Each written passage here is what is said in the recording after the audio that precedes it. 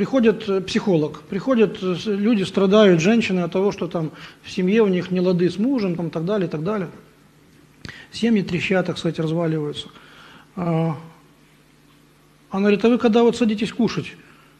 Говорит, допустим, бывает такое, что вот вы, муж, дети, сколько у вас детей? Говорит, 2. Бывает так, что вот вы садитесь кушать, например, вот вы, муж, дети.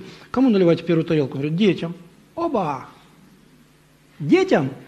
Дура. Мужу первую тарелку. А потом ты приходишь ныть и жаловаться, что у тебя семья разваливается.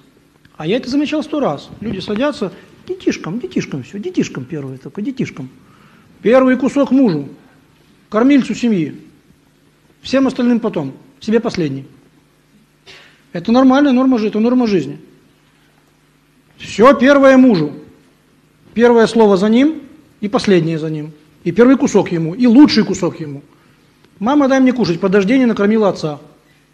Пусть отец поест, потом, понимаете, это, и, кстати, Медведев, Шишовый тоже об этом пишет в своих книжках, говорит, куда ни прихожу, в какую семью, садимся за стол, самое лучшее, деткам сразу, оп, деткам говорит, стоп, это что еще такое? Мужика корми сначала, потом этих сопляков за стола выгоняй, мужика корми, потом их позовешь. Да, только так, иначе не бывает, только так, сначала взрослый, причем сначала муж, и жена должна этот принцип отстаивать последовательно.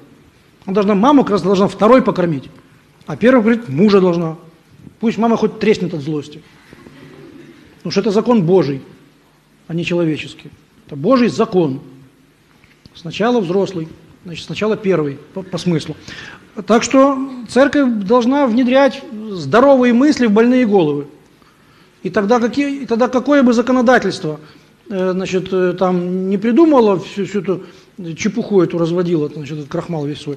Значит, мы будем жить по нашим представлениям, а не по их этому законодательству. Значит, мы будем внутренне свободны.